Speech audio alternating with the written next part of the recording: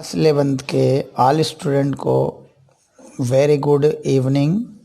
मैं आपका मित्र अशोक नरवर, मेरे चैनल अशोक कुमार नरवर में आप सभी का स्वागत है।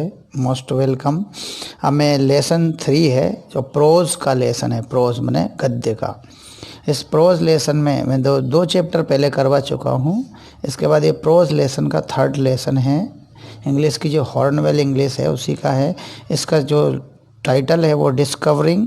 तो डिस्कवरिंग में पहले अगर स्पेलिंग याद करेंगे DISCO तो डिस्को, और वेरी तो डिस्कवरी, और आई की जगह ING लगा दी डिस्कवरिंग। टूट, टूट माने टूट या मीनिंग इंग्लिश का जो है वो हिंदी ही टूट है। द सागा कंटिन्यूज, तो टूट की तलाश यानी डिस्कवरिंग टूट का मतलब हुआ टूट की तलाश। और द सागा कंटिन्यूज का मीनिंग होगा वीर गाथा जारी है, वीर गाथा जारी है यानी वीरों की जो गाथा है वो जारी है। और ये जो चैप्टर है इसके मैं पैराग्राफ्स जो है उनको मैं पढ़ूंगा भी, उनका हिंदी ट्रांसलेशन भी मैं बताऊंगा। तो इससे आपको सुविधा यह होगी कि आप क्वेश्चन आंसर जब याद करेंगे तो आपको डिफ़िकल्टी नहीं होगी। तो सबसे पहला जो पैराग्राफ है उसका pronunciation and translation. He was just a teenager. Just का मतलब यहाँ अब जब नहीं है, यहाँ पर जस्ट का मतलब होगा महज, केवल, मात्र। जस्ट का यह मीनिंग हो जाएगा। ही वाज ये पास्ट टेंस में, जब वह था केवल एक टीनेजर माने किशोर अवस्था में, जब एक किशोर अवस्था में था। टीनेजर की स्पेलिंग देखिए ज़रा ध्यान से, TEEN टीन, और एज, एज को जो है AGE एज, एज और एज में बाद में R लगा देना। तो टीन एज और R, teenager when he died. Died की स्पेलिंग में ध्यान रखिएगा कि DEI नहीं होकर DIED है, डाइड।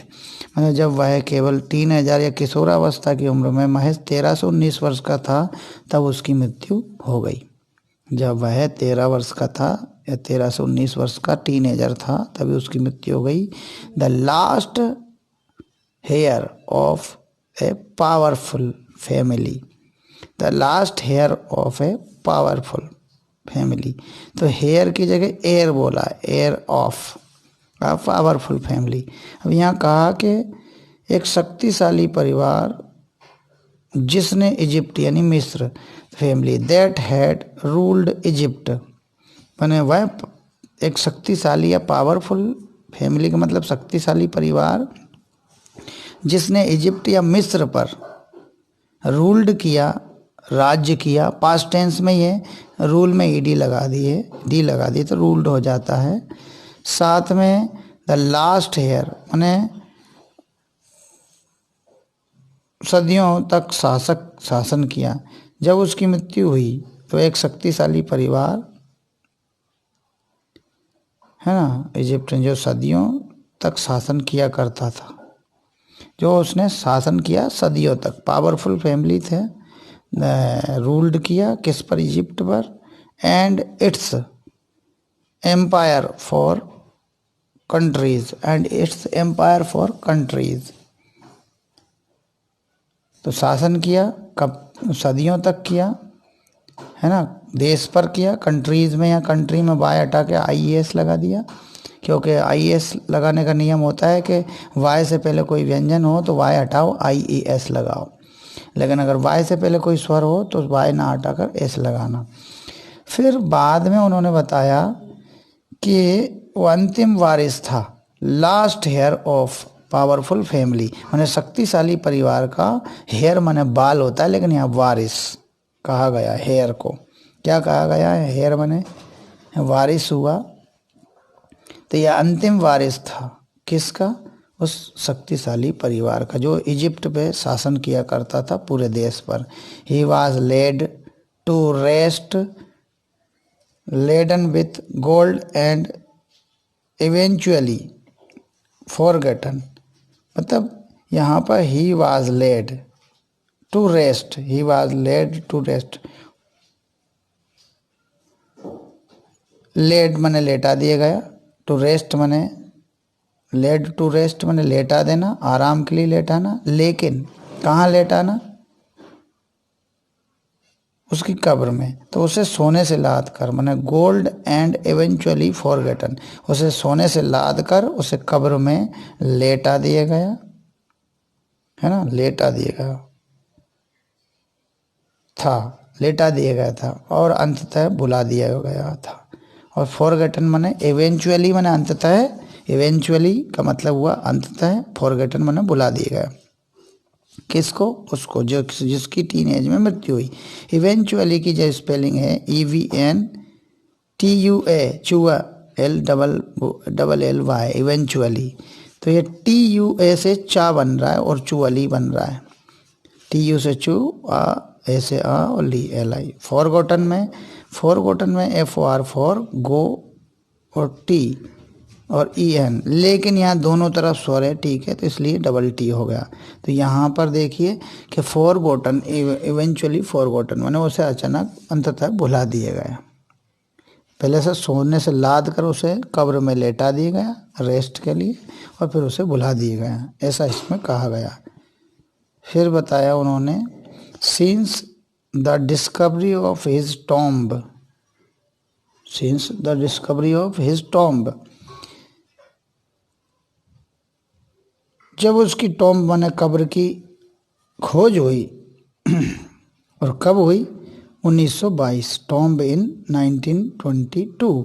और 22 में जब उसकी खोज हुई उसकी कब्र की, तो आधुनिक संसार द्वारा यह अनुमान लगाया जा रहा है कि, माने किस संसार द्वारा? आधुनिकता। तो मॉडर्न वर्ल्ड हैज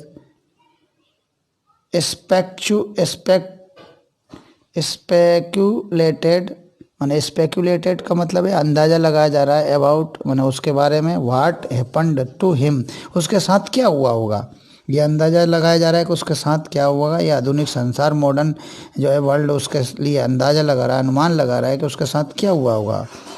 तो व्हाट हैपन्ड टू हिम, उसके साथ क्या हुआ, with murder being the most extreme possibility, माने अत्यंत अंतिम संभावना ये हो सकती है कि उसकी हत्या हुई थी या हत्या हुई हो।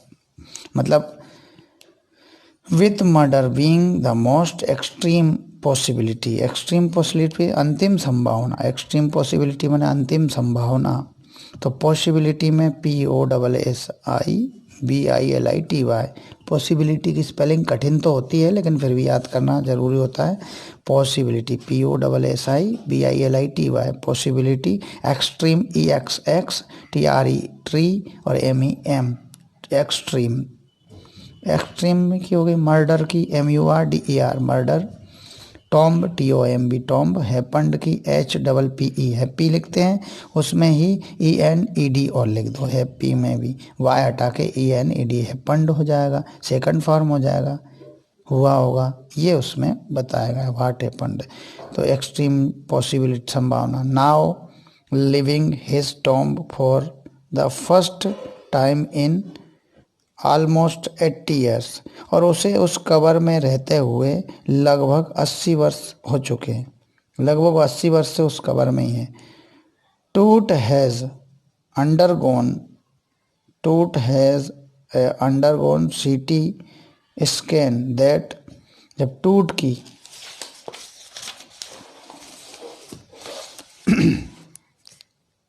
टूट का जब CT स्कैन है ना, किसका, यहाँ पे बताया गया, टूट का जब CT स्कैन किया गया हुआ तो उसके जीवन व मृत्यु के नए रहस्य खोलता है। और क्या खोलता है? इस बालक फेरो के फोरेंसिक पुनर्निर्माण के लिए सही सूचना प्रदान करता है। सही सूचना भी वो प्रदान करता है। तो सही सूचना के लिए यहाँ क्या बताया गया वो देखिए। तो बताया गया यहाँ पर लगभग वो 80 वर्ष से वहाँ पर पड़ा हुआ है, कहाँ पर, उस कब्र में लगभग, और उसका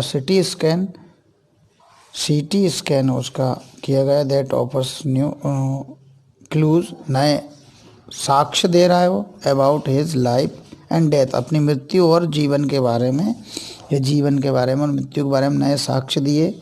एंड प्रोवाइड्स प्रीसाइज डाटा, माने उसने उपलब्ध करवाया प्रीसाइज डाटा, बनाए प्रमाणिक साक्ष्य for an accurate forensic reconstruction. Forensic reconstruction माने फोरेंसिक रिकंस्ट्रक्शन के लिए उसने कुछ एक्यूरेट डाटा दिए ऑफ बॉइस पहरो के लिए उसने दिए, ऐसा उसमें बताया गया। फिर आगे देखिए, सूचना प्रदान उसने की, पूरी सूचना मिली जिससे उसके साक्ष्य जुटाए गए। ठीक है, अब यहाँ पर अगला पेरा है second. An angry wind stirred up ghostly या घोस्टली कहेंगे, ghostly dust devils as king. तो यहाँ पर बताया, एक गुस्से भरी आंधी ने प्रेत धूल का शैतान चक्र चलाया, है ना। जब राजा को प्राचीन मिस्र के टूटवास टेकन फ्रॉम, तो यहाँ टूट का मतलब यहाँ पर बताया कब्रिस्तान। ठीक है, taken from his resting place, तो कब्रिस्तान जिसे राजाओं की घाटी कहा जाता है, place in the ancient Egyptian cemetery known as the Valley of the Kings. तो राजाओं की कब्रिस्तान की घाटी उसे कहा जाता था। उसके आराम गाह के साथ से लाया गया किसको? Dark billed clouds has scudded across the desert sky, माने वहाँ पर रेगिस्तान के बादलों ने, गहरे फूले बादलों ने दिन भर रेगिस्तान के आकाश को ढके रखा।